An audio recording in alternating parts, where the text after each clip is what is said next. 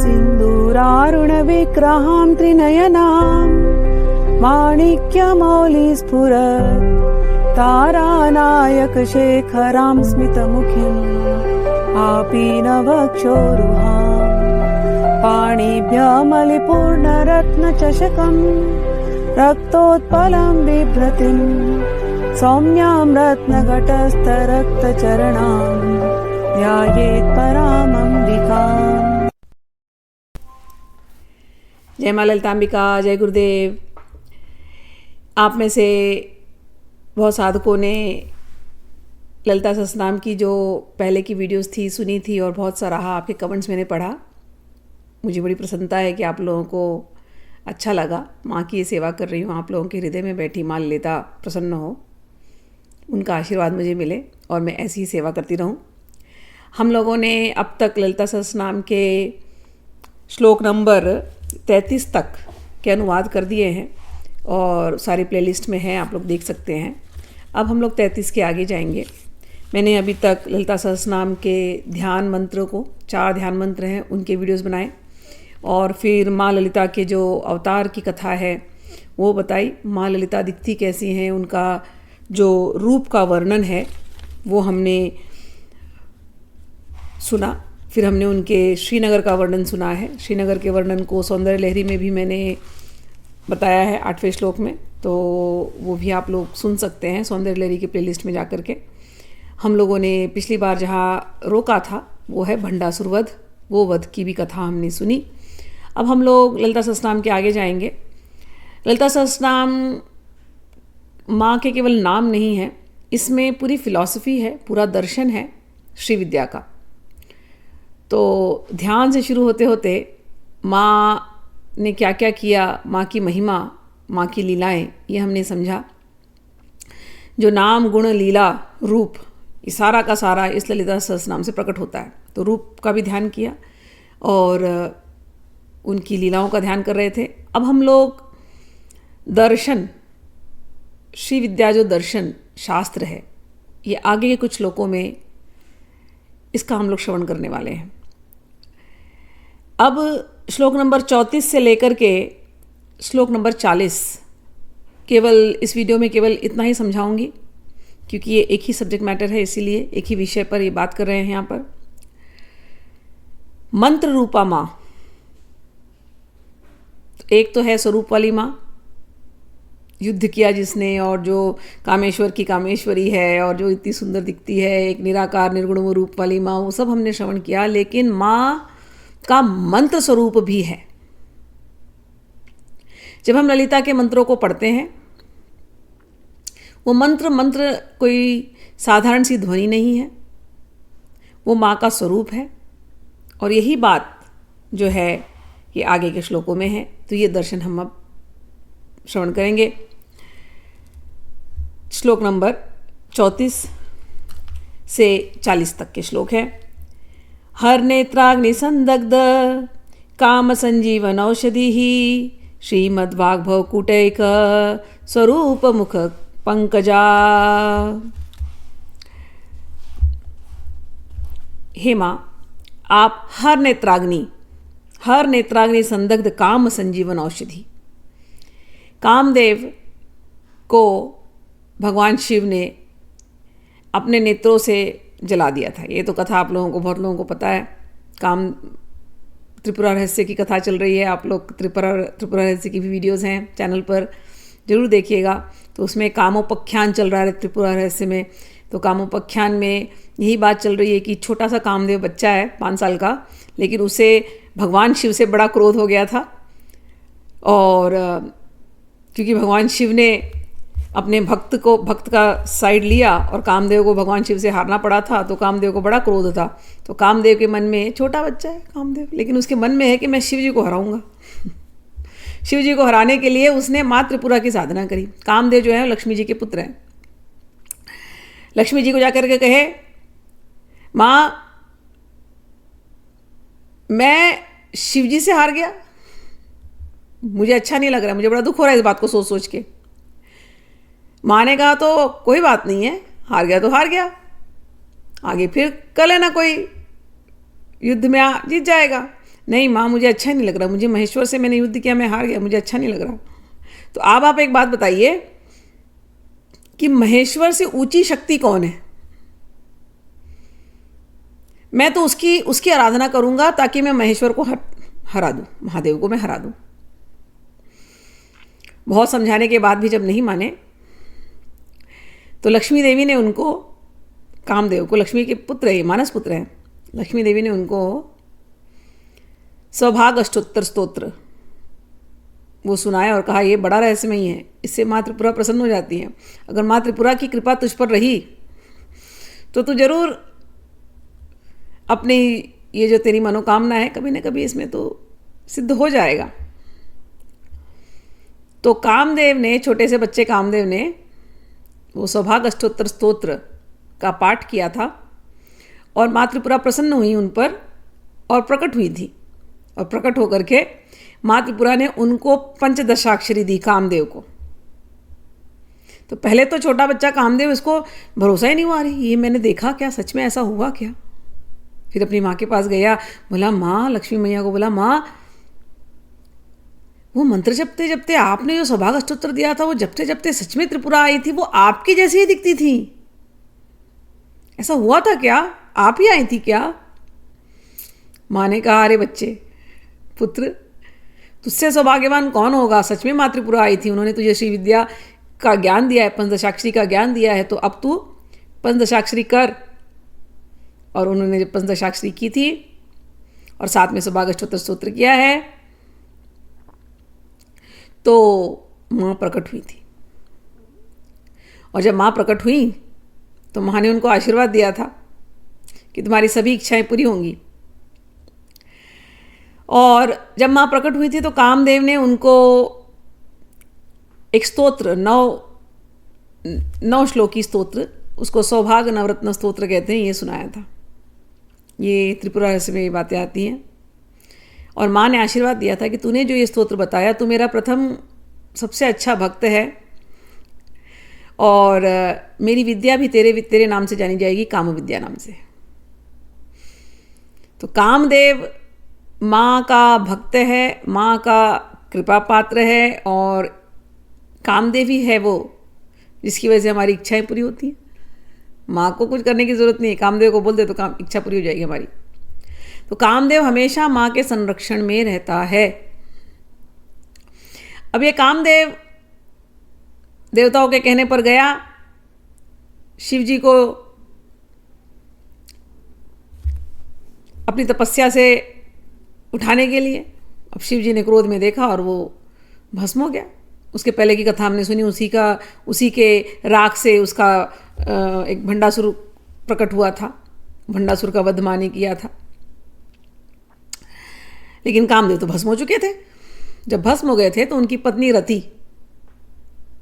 बेचारी बड़ी दुखी थी। अब माँ प्रकट हो गई, सब जगह आनंद ही आनंद हो गया, सब देवतागण खुश हैं, सबकी इच्छाएं पूरी हो गई। भगवान शिव भी अपने उस तपस्या से बाहर आ गए, एक दूसरे को वरमाला पहनाई है, सब जगह आनंद का माहौल। और रति बेचारी बड़ी दुखी थी। माँ ने देखा प्यार से, रति को दूर खड़ी है बेचारी। माँ ने पास में बुलाया, क्या हुआ रति? बोले माँ, मेरे पति कामदेव आपकी भक्ति करी है और उनको भी तो कुछ जीवन दान दीजिए, प्राण दान दीजिए, उनमें प्राण का संचार कीजिए। तो माँ ने फिर उनको प्राण दान दिया है और कामदेव को वापस से जीवित किया है। तो ये कथा जो है वो केवल इस एक मंत्र से, जो ललिता सहस्त्र नाम का 34वें श्लोक का पहला मंत्र, हर नेत्राग्नि संदग्ध काम संजीवन औषधि ही। आपको नमस्कार है माँ, जो काम की संजीवनी है, कामदेव को जिंदा करने वाली आप संजीवनी हैं, आप ही वो संजीवनी बूटी है, आप ही वो दवा है, तो आपको नमस्कार है। आगे श्रीमद्वाग्भव कुटैक स्वरूप मुख पंकजा कंठाद कटी पर्यंत मध्यकूट स्वरूपिणी शक्ति कूटैकतापन्न कट्यधो भागधारिणी। अब माँ के मंत्रात्मक स्वरूप को प्रकट किया जा रहा है। माँ के एक मंत्र होता है जिसको वाग्भव मंत्र कहते हैं। वाग्भव जो है वो प्रणव मंत्र भी है, प्रणव बीज। शक्ति उपासना में हम लोग ओम का ज़्यादा उपयोग नहीं करते। ओम जो है वो पुरुष ब्रह्म का सूचक है, और शक्ति की उपासना में ऐंग, ह्रीं, क्लीं इत्यादि, श्रीं इत्यादि जो हैं वो मंत्र, बीज मंत्र आपको सुनाई देंगे। जहाँ पर भी ई का साउंड लग जाता है कई बार, तो वो जो है वो शक्ति के सूचक बीज मंत्र है। तो इनका एक बीज मंत्र है, ये भी त्रिपुरा रहस्य जब आप पढ़ोगे तो उसमें कथा आती है सुमेधा ऋषि की। तो सुमेधा ऋषि को ये मंत्र मिला था, उसका बीज मंत्र हम लोग जो साधना, जो शक्ति की साधना का बीज मंत्र है, एम, एम कहते हैं, कई लोग एंग भी कहते हैं।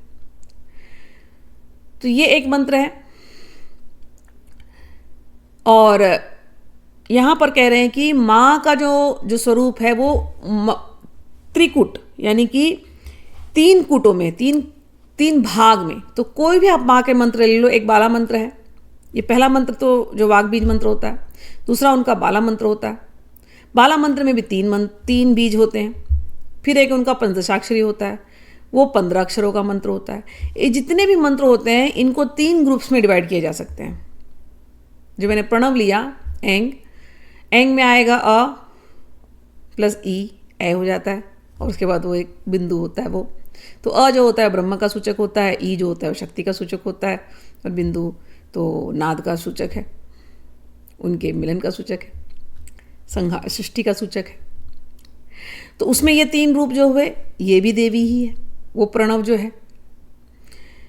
उसके बाद बाला मंत्र के 3 बीज मंत्र आते हैं। उसमें ये वाग बीज होता है, फिर काम बीज होता है, फिर उसमें शक्ति बीज होता है। ये तीनों बीज भी माँ के तीनों रूप को प्रकट करते हैं। पंचदशाक्षरी के भी 3 कूट होते हैं, 3 पहले के 5, फिर 5, फिर 5, ऐसे करके 15 अक्षर के होते हैं, 15। तो वो भी माँ के स्वरूप को प्रकट करते हैं। तो यहाँ जो अब कह रहे हैं, श्रीमद् वाग्भव कूटैक स्वरूप मुख पंकजा, वो जो वाग्भव कूट है वो माँ का स्वरूप है और माँ का मुख है। तो चाहे आप पंचदशाक्षरी करो, चाहे आप बाला करो, चाहे आप प्रणव वाला मंत्र करो, ये तीनों ही मंत्र माँ के स्वरूप को दर्शाते हैं। आगे का है कंठाद कटी पर्यंत मध्यकूट स्वरूपिणी। ये जो 3 मंत्र हैं, जो मिडल वाला जो भाग होता है, जैसे बाला मंत्र ले ले, एग्जाम्पल के लिए बाला मंत्र लेते हैं क्योंकि 3 बीज उसके अंदर होते हैं। तो बाला मंत्र के अंदर जो बीच वाला जो बीज है, काम बीज, कामराजकूट कहते हैं उसको, वो कामराजकूट है, वही कामदेव का भी बीज है, वही कृष्ण का भी बीज है। एनीवेज, तो वो जो कामदेव का जो बीज है वो जो है माँ के मध्य भाग का को दर्शाता है। तो माँ का स्वरूप मतलब माँ का मुख, पहला वाला बीज मंत्र, ठीक। दूसरा वाला बीज मंत्र माँ का मध्य भाग, और जो अंत वाला जो बीज मंत्र है, तीसरा वाला जो बीज मंत्र है, उसको हम शक्ति बीज कहते हैं, शक्ति कूट कहते हैं। वो शक्ति कूट जो है माँ का नीचे का भाग। तो जो बाला मंत्र लिया समझो हमने, तो बाला मंत्र का पहला बीजाक्षर ऊपर का भाग, ध्यान किया तो ऊपर का भाग याद आना चाहिए, माँ का स्वरूप याद आना चाहिए, मुख। दूसरा बीजाक्षर मध्य भाग, तीसरा बीजाक्षर कटी से नीचे का भाग। अब देखो तीनों बीजाक्षर जप किया, जब जप करने बैठो ना ऐसे जप करो, माँ का या तो स्वरूप प्रकट हो जाए तुम्हारे आंख के सामने, या तो तुम भाव में जाओ, पहले वाले श्लोकों में प्रकट कर लो, या तो अगर मंत्रात्मक करते हो तो मंत्र में ऐसा खो हर एक बीज से। अगर पहला बीज बोला, वाग बीज बोला, तो माँ का मुस्कुराता हुआ चेहरा, उनके नेत्र करुणा भरे नेत्र, लालिमा भरे होठ, सुंदर सी नासिका, मस्तक पर सुंदर सा मुकुट, माँ के सुंदर केश, उस पर सुंदर फूल, माँ के बालियाँ, माँ के गले का हार, ये प्रकट हो जाना चाहिए। ये पहले बीज मंत्र में वाग भाव जब करो ऐसा। गिनती करने की भी जरूरत नहीं है। ध्यान अगर किसी का ऐसा लगने लगा, उसे गिनती तो होगी नहीं। खैर, ध्यान ऐसा ऐसा प्रैक्टिस करना। बीच का मंत्र ध्यान किया, कामकुट, तो मां का मध्य भाग आ ही जाना चाहिए ध्यान में। मां ने कैसी ब्लाउज पहनी है, मां ने कैसे माला पहने है, मां का नाभि देश कैसा है, प्रकट हो जाना चाहिए। और अगर शक्ति वाला बीज मंत्र कहा, केवल मंत्र कहा, तो मां के कटी प्रदेश के नीचे का भाग प्रकट हो जाना चाहिए, उनके चरण प्रकट हो जाने चाहिए, उनके घुटने, जहां भी तुम्हारा ध्यान जाए, घुटने पर ध्यान जाए, उनके एड़ियों पर ध्यान जाए, उनके चरणों पर ध्यान जाए। चरणों में 10-10 उंगलियां हैं, सुंदर सुंदर, इतने कोमल, इतने शीतल, और लालिमा लिए हुए, आलता लगाए हुए, ऐसे सुंदर से चरण, 10 की 10 उंगलियां, उसमें से बड़ी सुंदर सी रेशमी प्रभा निकल रही है।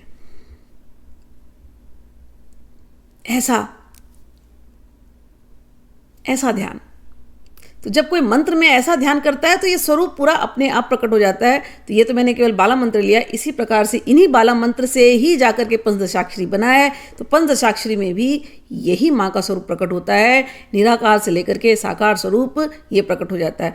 तो कई बार शुरू में प्रैक्टिस करने नहीं होता, तो आप ऐसे ही मंत्र करते रहते हो, पंचदशाक्षरी कर रहे हो, लेकिन पंचदशाक्षरी कर रहे हो, कोई बात नहीं, करो, मुंह से चलता रहे, लेकिन ध्यान में आपका ध्यान इतना तटस्थ हो, इतनी तन्मयता हो कि माँ का स्वरूप, नख शिक स्वरूप, जितनी देर आप बैठे हैं, माँ का वो स्वरूप आपके साथ होना चाहिए। कई बार तो ऐसा होगा कि आप अपने आप को भूल जाओगे, केवल माँ ही माँ रह जाएंगी। ऐसा ध्यान तन्मयता ऐसी होनी चाहिए, तो मंत्र से वो स्वरूप प्रकट हो जाता है। ठीक, तो यहां पर वही कह रहे हैं कि श्रीमद् वाग्भवकुटय का स्वरूप मुख पंकजा कंठादकटी पर्यंत मध्यकूट स्वरूपणी। तो पहला वाला बीज मंत्र यहाँ से लेकर के यहाँ तक के लिए है, दूसरा वाला बीज मंत्र यहाँ से लेकर के कटी प्रदेश तक है, वेस्ट तक, कमर तक, और तीसरा वाला बीज मंत्र कमर से लेकर के उनके चरणों तक का ध्यान है।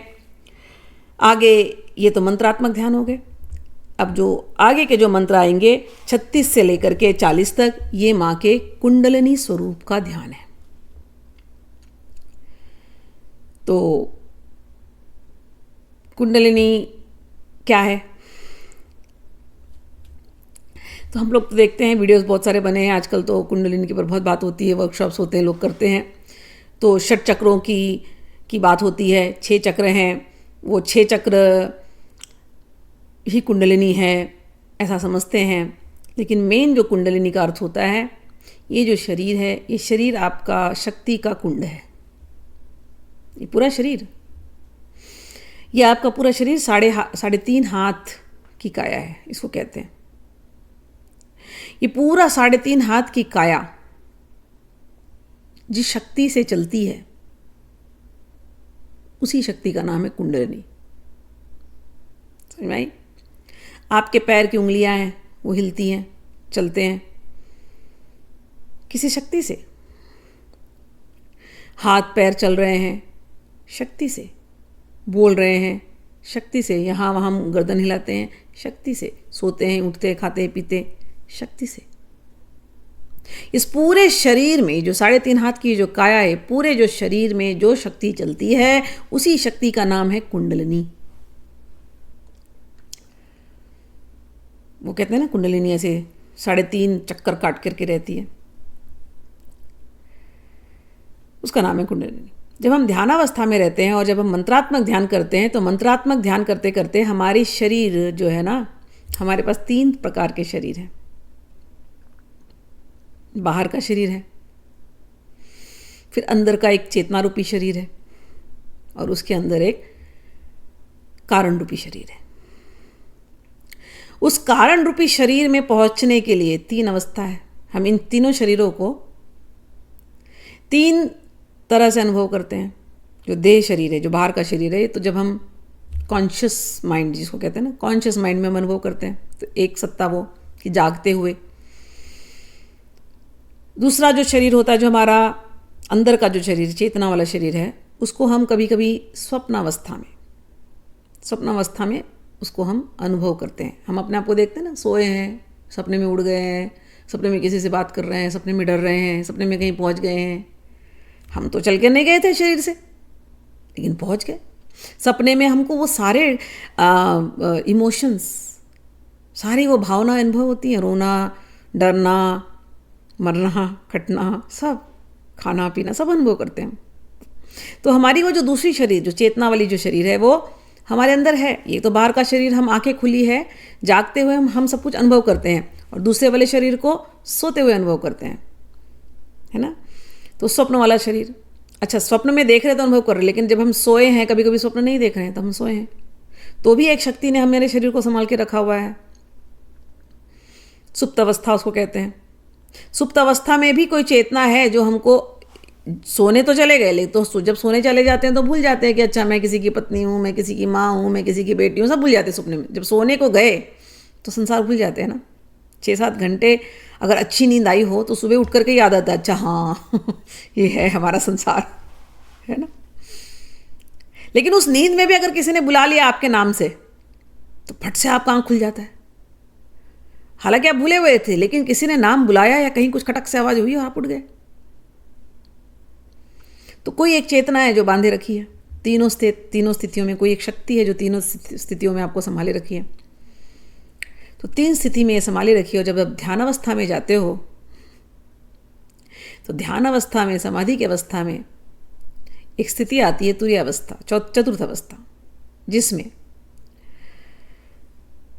वो आधी है, समझ लेना।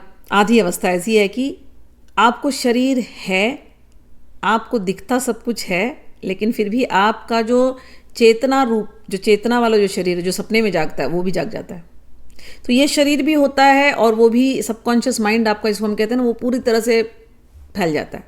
तो जो रात को नींद में आपका जो सबकॉन्शियस माइंड है, जो जाग रहा है, जो आपके कंट्रोल में नहीं था, ध्यानी व्यक्ति जो श्री विद्या का साधक है, जो मंत्रों से साधना कर रहा है, इन बीज मंत्रों से, उसकी ये अवस्था ध्यान अवस्था में होने लगती है कि वो शरीर में रहते अपने उस चैतसिक शरीर को, चेतना वाली उसने जो शरीर है ना, उसको पकड़ता है, और वहाँ से पकड़ते पकड़ते वो अपने कारण शरीर को पहुँच जाता है।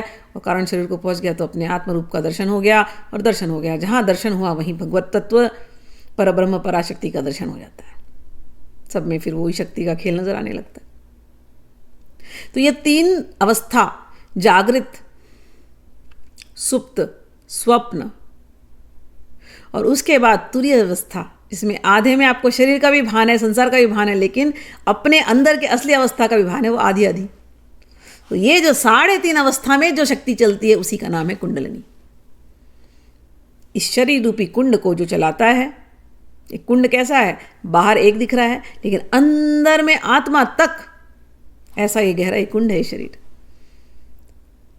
इसकी जो शक्ति है उसी को कुंडलिनी कहते हैं। हमारे शास्त्रों में इस कुंडलिनी, इस पूरे बॉडी को 6 सेंटर्स में, जो कुंडलिनी की जब बात होती है तो 6 सेंटर्स में डिवाइड किया गया। वो 6 सेंटर्स बॉडी के अंदर है, जहाँ पर आपको तो पता ही नहीं शरीर के अंदर कितने नर्व्स हैं, क्या हो रहा है, बट ये नर्व के अंदर क्या चल रही है, एक प्राण शक्ति चलती है। जितने हमारे अंदर नाड़ियाँ हैं ना, नस नाड़ियाँ, उनके अंदर प्राण शक्ति चलती है। अगर कोई नस नाड़ी की प्राण शक्ति नहीं है तो वो जगह फंक्शन नहीं करेगा। जैसे घर में इलेक्ट्रिसिटी है, तो कहीं अगर सब जगह इलेक्ट्रिसिटी है तो वो सारे के सारे अप्लायंसेस जो भी घर के हैं वो चलेंगे, आपका माइक्रोवेव चलेगा, आपका लाइट चलेगा, सब कुछ, टीवी चलेगा, सब कुछ चलेगा। लेकिन अगर कहीं अगर इलेक्ट्रिसिटी नहीं जा रहा है तो उसके अंदर वो नहीं चलेगा। तो आँख है, जैसे आँख देख रही है, तो आँख कैसे देख रही है, आँख के अंदर की जितनी नसें हैं उसके अंदर प्राण शक्ति का संचार हो रहा है, तो आँख देख रही है, कान सुन रहा है, प्राण शक्ति है, चेतना है, इसलिए वो सुन पा रहा है। तो ये जो प्राण शक्ति है जो है हमारे शरीर में, जब ध्यान अवस्था में हम जाते हैं तो ये 6 मेन सेंटर्स होते हैं जहाँ पर ये प्राण शक्ति आकर के कॉन्सेंट्रेट होती है। यहीं से ये पूरे शरीर के फंक्शंस को चलाती है, बाहर के शरीर के भी और अपने अंदर के भी, मन बुद्धि के भी। इसको 36 तत्वों में समझा जाता है।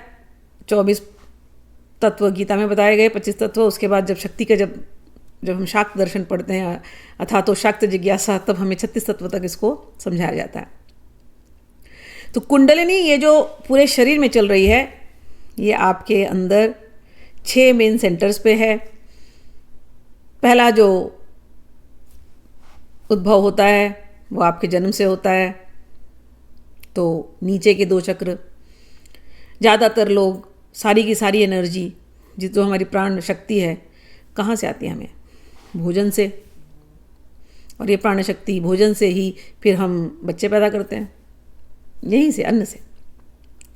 तो 2 मेन एनर्जी, मतलब एक सेंटर जो है वो हमारे पेट के नीचे से, ये हमारा मेन एनर्जी सेंटर है रोज का, नाभि के नीचे।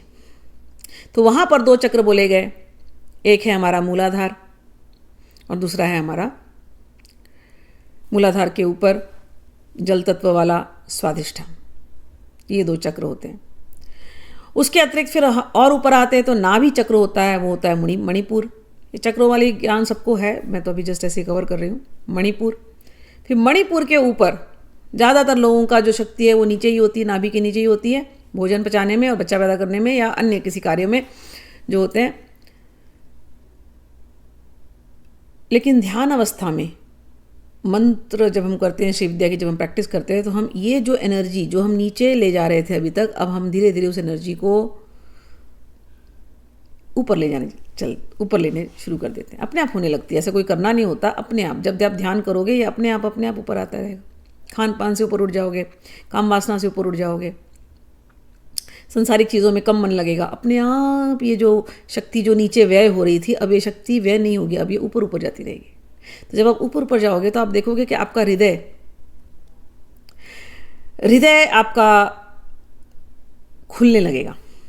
जब हृदय खुलता है तो हृदय खुलने का अर्थ होता है उसके अंदर प्रेम, करुणा, जीवों के लिए, सबके लिए, ये लक्षण आपके अंदर आने लगेंगे। आपकी जो चेतना थी, जो अभी तक संसारी थी, वो चेतना आप खुल करके अभी पवित्र होने लगी है, अब भगवान की तरफ जाती है और भगवत में सब कुछ दिखने लगता है। तो ये एनर्जी जो अभी तक, ये जो शक्ति है, जो कुंडलिनी की शक्ति जो नाभि के नीचे तक ही चल रही थी, मणिपुर के नीचे तक ही चल रही थी, अब मणिपुर से उदित होती है और ऊपर की तरफ आती है।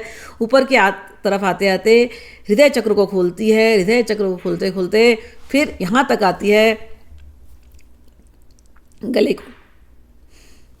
और जो हृदय चक्र का मेन इंपॉर्टेंस इसलिए है कि कॉन्शियसनेस, जिसको हम कहते हैं ना, हमारा यहीं से लेके यहाँ तक का ये सबसे पवित्र कॉन्शियसनेस हो तो बाकी सब पवित्र है। अगर ये अपवित्र हो गया, आपकी मन, बुद्धि, वाणी, तो हृदय अपवित्र हुआ। ठीक है ना, उसमें राग, द्वेष, काम, क्रोध इत्यादि ये रिपु आ गए आपके अंदर, तो आपका पूरा चित्त जो है वो खराब हो जाएगा। श्री विद्या में जब हम साधना करने लगते हैं तो इन बातों का ध्यान देते हैं और अपने चित्त को शुद्ध करने शुरू कर देते हैं। तो इन मंत्रों से और मंत्रों के साथ साथ उन गुरु ने जो निर्देश दिए होते हैं उनको फॉलो करते करते, अपने स्वभाव को बदलते धीरे धीरे हम अपने ये जो कुंडलिनी थी, जो इस पूरे शरीर में घूम रही थी, जिसका हमें पता ही नहीं था, धीरे धीरे वो पूरी कुंडलिनी को हम समझने लगते हैं। हम अपने चैतसिक, चेतना युक्त सबकॉन्शियस माइंड में जाने लगते हैं और वहाँ जाने के बाद धीरे धीरे अपने असली स्वरूप को, अपने शुद्ध चेतन स्वरूप को हम अनुभव करते हैं। वो एनर्जी, वो कुंडलिनी, वो शक्ति ये शरीर से जाते जाते सीधे ऊपर तक जाती है और ऊपर जाकर के एक आनंद का अनुभव होता है। उसको यहाँ पर सुधाधारा कहते हैं, सुधाधारा विवर्षिणी, सुधाधार का वर्षण होता है। आनंद का अनुभव होना यानी मन में कोई प्रश्न नहीं रह जाते, एक अप्रतिम शांति जिसको बताया नहीं जा सकता कैसा शांति है वो। संसार में वैसी शांति होती नहीं। अंदर की एक शांति, अंदर का एक आनंद और प्रेम, अत्यधिक प्रेम, बहुत प्रेम। आप नहीं समझा सकोगे कि ये प्रेम क्यों आ रहा है, क्योंकि हमारी तो ट्रेनिंग ऐसी है, संसार में किसी से प्रेम लेने की ट्रेनिंग है ना। कोई हमें प्रेम करेगा, कोई हमें प्रेम, हमने प्रेम दूसरे से करते देखा। लेकिन यहाँ जो प्रेम का अनुभव होता है यहाँ कोई दूसरा है नहीं, आप हो शुद्ध आत्मा रूप में, और वो जो प्रेम है वो शुद्ध पराशक्ति पर ब्रह्म के रूप में। तो वो जो अवस्था, प्रेम की अवस्था, आनंद की अवस्था, जहाँ कोई संशय नहीं है, उसकी अवस्था, उस अवस्था को कहते हैं सुधा साराभिवर्षिणी। तो ये जो मैंने आपको अभी सिखाया, कई बार लोग सोचते हैं कुंडलिनी वर्कशॉप कर करके हमारे षट चक्र जग गए, मेरे पास आते हैं तो मुझे यही समझ में नहीं आता, षट चक्र जग गए लेकिन आपके स्वभाव बदला क्या? यदि आपका स्वभाव बदला तो आपका षट चक्र जगा है, यदि आपका स्वभाव बदला नहीं है, आप गए, आपको बोल दिया गया इमेजिन कर लो यहाँ नीचे एक चक्र है, उसके 4 पेटल हैं, ऊपर अलग चक्र है, उसके 6 पेटल हैं, ऐसे इमेजिनेशन करके आपको लगता है कि आपकी कुंडलिनी जाग गई हो, लेकिन आप संसार में आए और आपको किसी ने कुछ बोल दिया, पिन मार दिया आपको, और फिर आप अंदर से काँप रहे हो, घबरा रहे हो, गुस्से हो रहे हो, फिर वही अपने स्वभाव में वापस जा रहे हो, तो अभी कुंडलिनी का एक्सपीरियंस हुआ नहीं है। कई बार लोगों को लगता है अरे कुछ ना झटका लग जाए, हमें करंट आ जाए। नहीं, ये एक्सपेक्टेशन रखना, हमें करंट उसको, अभी कुंडली के वर्कशॉप में गए, दूसरे को करंट आया, हमें तो करंट नहीं आया कुछ भाई, अब दुखी हो रहा है, हमें करंट नहीं आ रहा है, हमें करंट नहीं आ रहा है, उसको तो करंट आ रहा है, हमें तो नहीं आ रहा है। अरे आप आए निकल के, उसको कैसे आ गया, मुझे क्यों नहीं आया? अब आए आप द्वेष का भावना लेकर के, तो कैसे होगा? नहीं होगा। इस अवस्था में धीरे धीरे राग और द्वेष खत्म हो जाते हैं, बड़ी शुद्ध अवस्था है। ये अवस्था क्या है, इसको शब्दों में भगवान श्री कृष्ण ने गीता में समझाया है, गीता के 12वें अध्याय या गीता के हर अध्याय। तो इसीलिए कई बार जब मैं लोगों को श्री विद्या कराती हूँ तो मेरा पहला एक ही चीज़ रहता है, पहले गीता पढ़ो। गीता नहीं पढ़ी तो तुम्हें श्री विद्या में क्या सिखाऊंगी? तुम्हें लगता है तुम मंत्र करते रहोगे, कोई करंट आ जाए, कोई लाइट आ जाए, कोई बाहर से कुछ दिखाई दे जाए। बाहर की तो जर्नी चलो अच्छी है, भगवान माँ देती हैं ऐसे ऐसे थोड़े थोड़े एक्सपीरियंसेस, लेकिन ये पूरी जो जर्नी है बाहर से अंदर की है। अंदर में जब आनंद आने लगेगा ना, तो बाहर सब आनंद में ही दिखाई देगा। फिर आप किसी एक चिन्ह को नहीं ढूंढोगे, हर जगह वही दिखाई देगी। ऐसी ये स्थिति होती है। तो ये जो कुंडलिनी की बात कही, अब हम लोग कुंडलिनी के स्वरूप को समझते हैं श्लोकों में। मूल मंत्रात्मिका मूल कूटत्रय कलेवरा कुलामृतैक रसिका कुल संकेत पालिनी कुलांगना कुलांतस्था कौलिनी कुलयोगिनी अकुला समयांतस्था समयाचार तत्परा। मूल मंत्रात्मिका, तो मूल मंत्र जो होता है उनका, जिसको जो मूल मंत्र मिला वैसे अपने गुरु से, किसी को केवल वाग्बीज मंत्र मिल सकता है तो वो उसका मूल मंत्र है। किसी को, जैसे मैंने कहा ना, अगर आपको प्रणव मिल गया, केवल ऐंग मंत्र मिल गया आपको, वही मूल मंत्र है आपका। और उसी में ही 3 है, अ ए प्लस बिंदु, और उसी में ये 3 माँ के स्वरूप समझ आएंगे आपको, गले से लेकर के सर तक, फिर मध्य भाग, फिर नीचे का भाग। किसी को बाला मंत्र मिल गया, वो उसका मूल मंत्र है। किसी को पंचदशाक्षरी मिल गया, वो उसका मूल मंत्र है। तो जो भी आप मूल मंत्र कीजिए, वो मूल मंत्र से ही मां प्रकट होने वाली, यही आपकी भावना होनी चाहिए। उसमें साधना में मंत्र निष्ठा, गुरु निष्ठा और इष्ट निष्ठा। गुरु ने आपको ये मंत्र दिया, सिंसियरली उसको करो, जीवन पर्यंत उसी मंत्र को करो। वो मंत्र अपने आप में मां को प्रकट कर देगा। होता क्या है, लोगों को कई बार निष्ठा नहीं होती, जीवन पर्यंत हमें ये मंत्र दे दो, हमें वो मंत्र दे दो, ये मंत्र दे दो, इससे बड़ा मंत्र है क्या, उससे बड़ा मंत्र क्या। और मैंने ये भी देखा, बहुत तेजी मचाएंगे, हम फटाफट ये कर ले, हमको दूसरा मंत्र दे दो, तीसरा मंत्र दे दो। अरे कहाँ जाना है, एक मंत्र में खो तो जाओ, वो एक मंत्र काफ़ी है। खोने की कला सीखो। समझ में आया? ये संसार नहीं है भागना रैट रेस ना। कोई एक मंत्र गुरु ने दिया, गुरु के ऊपर भरोसा, और उस मंत्र के अंदर और इष्ट के ऊपर भरोसा कि ये मंत्र से मुझे मेरा इष्ट प्रकट होगा। कोई अगर ऐसे लग गया, इष्ट उसको प्रकट होंगे ही होंगे, गुरु में प्रकट हो जाएंगे, होंगे ही होंगे। ठीक, चलिए। तो मूल मंत्रात्मिकाय नमः। हे माता रानी, आप जो मूल मंत्र हो, आपको नमस्कार है। और मूल कूट त्रय कलेबराय नमः। आपका जो कलेबर, आपका जो ये पूरा जो स्वरूप है, ये मूल मंत्र का ही स्वरूप है। ऐसे आपके स्वरूप को नमस्कार है। कुलामृतेक रसिकाय नमः।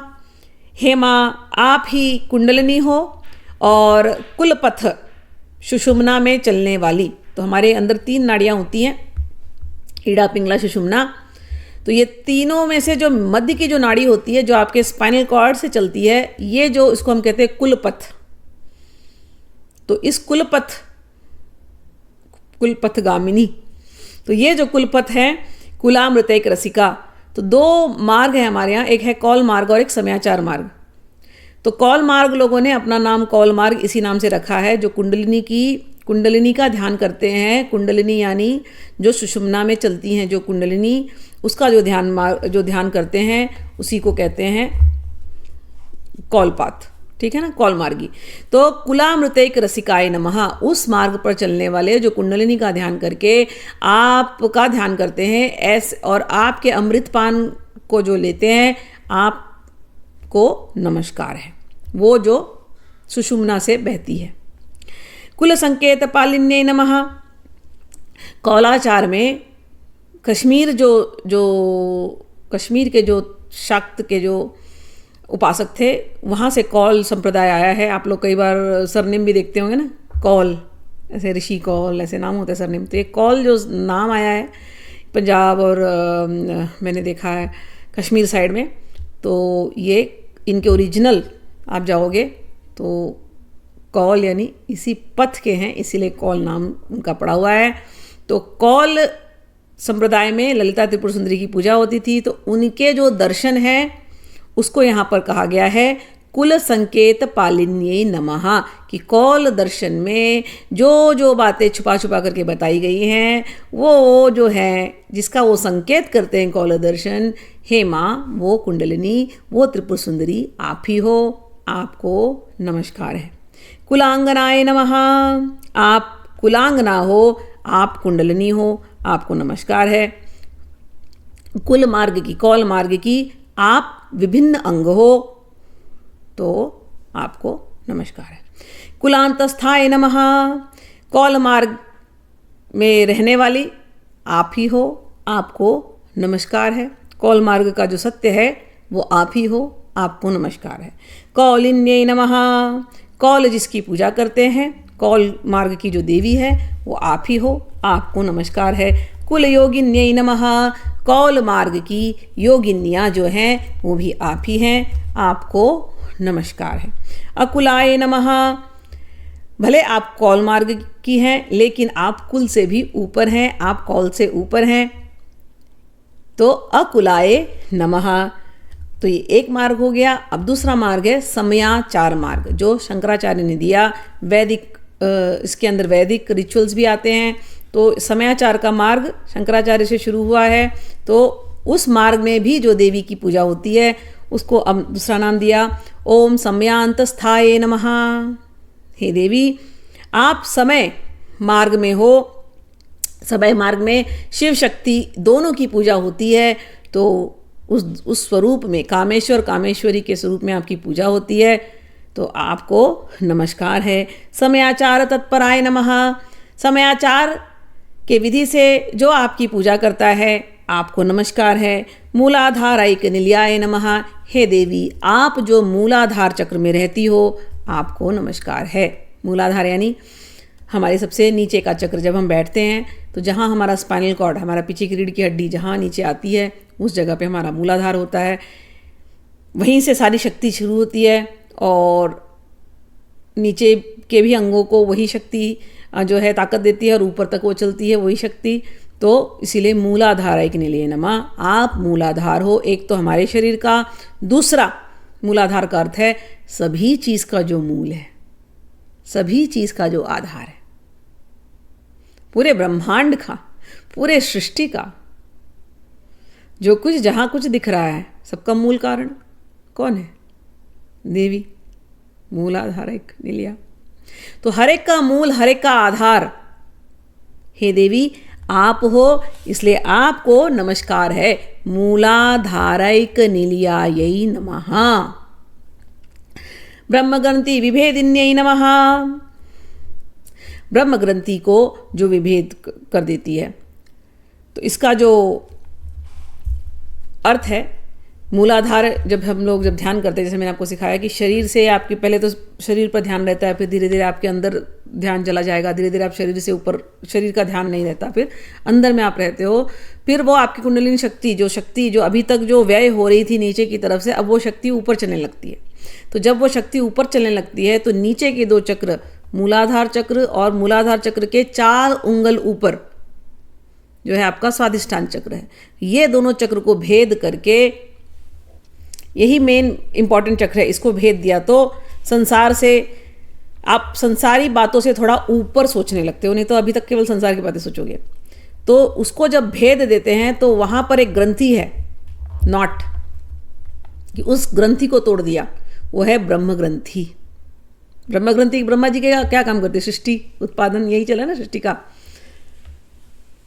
लेकिन जब आप ध्यान करते करते इससे ऊपर उठ जाते हो तो एक ग्रंथि टूटती है, वो है ब्रह्म ग्रंथि विभेद, ब्रह्म ग्रंथि उसको कहते हैं। तब वहाँ पर कह रहे कि हे माँ, वो आपके आशीर्वाद से ही होती है, आप ही हो जो ब्रह्म ग्रंथि को भेद करती हो, तो ब्रह्म ग्रंथि विभेदिन्यै नमः।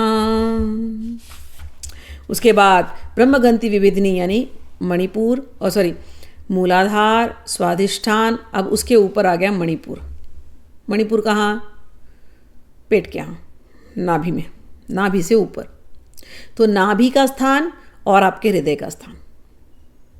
साधना करते करते जब इन दोनों स्थान को भी भेदन कर दिया और आप अपने एकदम अभी तक भी चेतना वाले शरीर में हो, लेकिन चेतना जब हम ध्यान करते हैं, पहले शरीर का ध्यान है, फिर वो भान भूल गए, फिर अपनी चेतना वाले शरीर में जाते हैं, फिर चेतना वाले शरीर में कई बार हमारे पास संसारिक ख्याल फिर भी रहते हैं, मन के अंदर चलते हैं ना, धीरे धीरे वो संसारिक ख्याल भी हट जाते हैं और फिर शुद्ध ख्याल, शुद्ध विचार रहते हैं, या शुद्ध या बिल्कुल निर्विचार हो जाते हैं।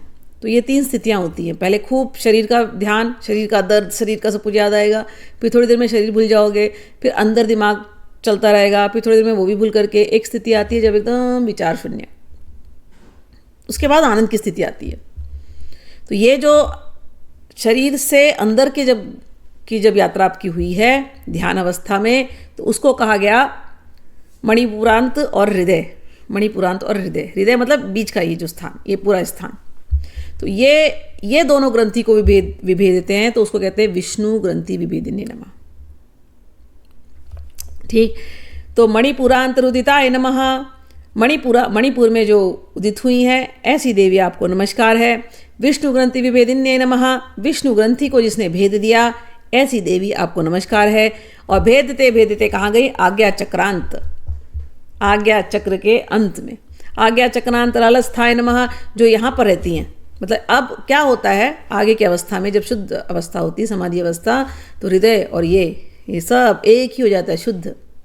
तो जो आज्ञा चक्र में जब रहती हैं, और आज्ञा चक्र जिसका, आज्ञा चक्र से और एक भी बात है, आज्ञा चक्र में उसी की रहती हैं जिसको अपने ऊपर कंट्रोल है। आपके मन को यदि आपने कह दिया अगला 1-1.5 घंटा ध्यान करना है, तो ध्यान करना है। उतना कंट्रोल आने के लिए प्रैक्टिस कहाँ से होती है? अपने आहार को शुद्ध करने से होती है। साधना करने में पहले बोल देंगे अपने आहार को शुद्ध करो, सात्विक आहार रखो, मांस मदिरा सेवन मत करो, अपने आदतों को शुद्ध रखो, यम नियम को पालन करो। इतना करने का जिसका प्रैक्टिस होता है ना, जो इतनी आज्ञाओं को जो पालन करते करते जब वो शुद्धावस्था पे जाता है, तो वो अपने आज्ञा चक्र का मालिक होता है। वो अपने मन को जब बोलेगा डिटैच, अटैच, तो आज्ञा चक्रांतरालस्थाय नमः। आज्ञा चक्र में रहने वाली, आज्ञा वाली जो शक्ति हो, हे माँ, वो आप हो, आपको नमस्कार है। रुद्र ग्रंथि विभेदिनी नमः। यहाँ पर आकर के जो ग्रंथि विभेदिनी होती है, जो ग्रंथि का भेदन होता है, उसे कहते हैं रुद्र ग्रंथि। सो 3 ग्रंथि है, ब्रह्म ग्रंथि, विष्णु ग्रंथि, रुद्र ग्रंथि। तो 3 ग्रंथियों का विभेदन करने वाली हे माँ, आपको नमस्कार है। सरलता से नीचे के जो दो चक्र, उनका ग्रंथि हो गया, वहाँ पर एक नॉट है ब्रह्म ग्रंथि। फिर उसके बाद मणिपुर के ऊपर 2 चक्र, फिर विष्णु ग्रंथि, फिर उसके बाद आज्ञा चक्र और ये सहस्त्रार पे जाते हैं, तो रुद्र ग्रंथि तीनों को विभेदन हो गया। ये जो बातें हम कर रहे हैं, लेकिन ये सारी के सारे एक्सप्लेन करने के लिए किया जा रहा है, लेकिन ये सब अनुभव की अवस्था है, ठीक है। और ये सब भेदन होने के बाद सहस्त्राम्बुजारूढ़ाय नमः, जो इस सहस्त्रार पर आकर के बैठ जाती है। सहस्त्रार पर आकर के बैठ जाती है, नहीं अब लोग इमेजिन करने लग जाते हैं हजार, उसके अंदर हजार दल का कमल है। ये इमेजिनेशन, ये विजुलाइजेशन दिया था हमको ध्यान को केंद्रित करने के लिए, लेकिन कहने का अर्थ ये है कि आपके एक एक ब्रेन सेल्स को, जिसमें रजोगुण तमोगुण भरा हुआ था, सतोगुण भरा हुआ था, वो रजोगुण तमोगुण सतोगुण को ये हटा देती है। इसको कहते हैं रुद्रग्रंथि विभेदिनी, सबका संहार कर देती है। और क्या रह जाता है फिर? बस शुद्ध चेतन, आपका मन बुद्धि अहंकार, जिसको हम कहते हैं ना, पूरी चेतना, ये पूरी चेतना एक जैसी हो जाती है। शुद्ध स्वरूप आपका दर्शन आपको होता है। तो सहस्त्राराम्बुजारूढ़ाय मतलब जो इनफाइनाइट ब्रेन सेल्स है ना, जो आपके, उसको जो पवित्र कर देती है, ऐसी जो देवी है, ऐसी मातृपुरा को नमस्कार है। सहस्त्राराम्बुजारूढ़ाय नमः, सुधासाराभिवर्षिण्ये नमः। जिस समय ये सब कुछ पवित्र हो गया, उस समय केवल आनंद ही आनंद, प्रेम ही प्रेम है, और सारे द्वंद्व खत्म, सारे प्रश्न खत्म, सारे डाउट्स खत्म। स्वरूप सिद्ध हो गया। स्वरूप को देखने लगे, अपने आप को समझ गए। हम शरीर नहीं थे, हम मन नहीं थे, हम बुद्धि नहीं थे, हम अहंकार नहीं थे, हम तो शुद्ध चेतन अमल आत्मा थे, हमेशा से थे, हमेशा है, हमेशा रहेंगे। अब संसार का कोई बंधन नहीं, सारे लोग हैं, सब खेल समझ में आ रहा है, क्लियर समझ में आ रहा है। सबसे प्रेम है, किसी से भी आसक्ति नहीं, किसी से राग नहीं, किसी से द्वेष नहीं, लेकिन प्रेम सबसे है। सब जगह उसी माँ का खेल है, उसी शक्ति का खेल है। अब केवल आनंद आनंद है। तो इसको कहते हैं सुधा धारा विभर्षिण्ये नमः। जन्म जन्म की प्यास जिसने बुझा दी, ऐसी हे देवी आपको नमस्कार है। तड्डिलता समरुच्ये नमः, षट्चक्रो परिसंसिताये नमः। हे माँ, आपको नमस्कार है, आप जो कि चमकती हैं बिजली की तरह। जब ध्यान अवस्था में, जब आगे की अवस्था में आप जाओगे, जो मैंने जिसको कहा कि एक अवस्था आती है विचार शून्य अवस्था, उस अवस्था में कुछ नहीं रहता, केवल रोशनी रोशनी रहती है, ब्रह्म ज्योति हम कहते हैं उसको। और उसके बाद अलग अवस्था है, लेकिन शुरू में जब पहला जो होता है उसमें ब्रह्म ज्योति कहते हैं। तो वहाँ पर वो उन्होंने कहा तड्डिलता समरुच्ये नमः, जो लाइटनिंग के जैसे, बिजली के जैसे जो चमकती है। और ये जब कुंडलिनी शक्ति जब चलती है, ये आपके रीढ़ की हड्डी स्पाइनल कॉर्ड में चलती है। और जब चलती है तो बिल्कुल धागे की जैसे चलती है। धागा मतलब एकदम पतले से, एक लाइट की जैसे ये शक्ति होती है। और जैसे आप बिजली देखते हो ना, जब बादल गरजते हैं, बस वैसी होती। तो तड्डिलता समरुच्ये नमः। और षट चक्रों पर संस्थिताय नमः, जो सभी चक्रों पर बैठी हुई है, ऐसी जो देवी है, इनको नमस्कार है। महाआसक्त्यै नमः। और ये जो देवी है आसक्ति युक्त, ये जो अपने शिव के साथ हमेशा ही रहती है। शिव यानी ये शरीर, ये शरीर शिव से बना। शिव क्या है? शिव में शक्ति है तो शिव है, शिव में शक्ति नहीं तो शव है ना। तो ये शरीर भगवान से आया। शिव को क्या कहते हैं? पांच भूतनाथ कहते हैं ना, भूतनाथ। शिव जी का नाम है भूतनाथ। भूत क्या होता है? पंचभूत से बना जो कुछ भी है वो भूत। पंचभूत क्या? धरती, आकाश, वायु, इससे जो कुछ भी बना हुआ भूत। तो ये शरीर किससे बना है? पंचभूत। इसका मालिक कौन? शिव। ये शरीर किसका बना? शिव का। लेकिन ये शिव रूपी शरीर है कैसे? शक्ति की वजह से। अगर शक्ति नहीं है तो ये शरीर मृत, और मृत शरीर को क्या बोलते हैं? शव। तो महाआसक्त्यै नमः, ये जो कुंडलिनी शक्ति है, ये अपने शिव के साथ हमेशा रहती है। बिना शिव के ये शक्ति रहती नहीं है। तो हमारे शरीर में ये कुंडलिनी रूप में है ये शक्ति, ये कुंडलिनी रूप में माँ त्रिपुर सुंदरी शक्ति के रूप में है। और जब ये शरीर चला जाएगा, पंचभूतों का शरीर चला जाएगा, तो भी माँ चेतना के रूप में रहेंगी। और जब चेतना के भी शरीर को जब हम भेद लेंगे तो भी माँ आत्मशक्ति के रूप में रहेंगी। तो आत्मा यानी परमात्मा, परमात्मा और परम शक्ति के रूप में रहेंगी। तो जो अपने परम शिव को कभी छोड़ती नहीं, ऐसी परम शिवा उनको कहते हैं महाशक्ति। हे महाशक्ति जो अपने शिव को कभी छोड़ती नहीं है, आपको नमस्कार है। कुंडलिनी नमः, आप कुंडलिनी स्वरूप में हैं, आपको नमस्कार है। बिसतंतु तनिये से नमः, आप कमल के नाल जैसी हैं, आपको नमस्कार है। कमल का नाल यानी कि वो मूल है ना, मूलाधार है ना देवी, उन्हीं के शक्ति से सब कुछ चला हुआ है। तो वो कमल यानी ये जो संसार का जो खेल, और कमल की नाल यानी सूत्रधार यानी ये। तो कहते हैं बिसतंतु तनिये से नमः, आप ही हैं, आप ही की वजह से पूरा खेल शुरू हुआ है, आपके बिना कुछ नहीं है।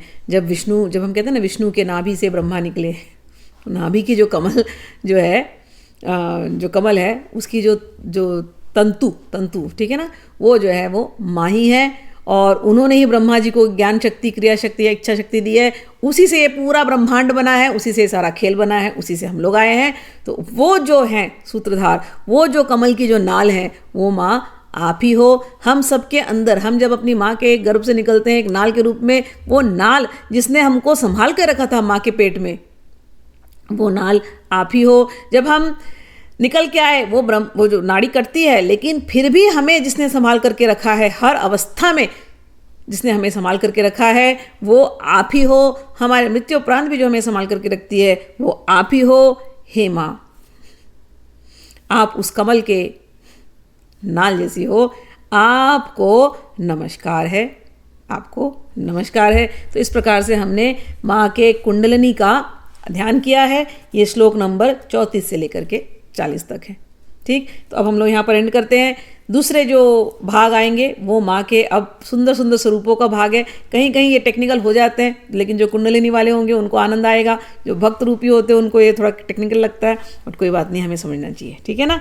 तो अब हम लोग यहाँ पर एंड करते हैं, और अगले वीडियो में माँ के भक्तानुग्रह रूप और उनके निर्गुण उपासना का जो स्वरूप है उसके ऊपर हम लोग चर्चा करेंगे। माँ आप लोगों पर कल्याण करे, आप लोगों की चेतना और साधना ललितामय हो। जय माँ।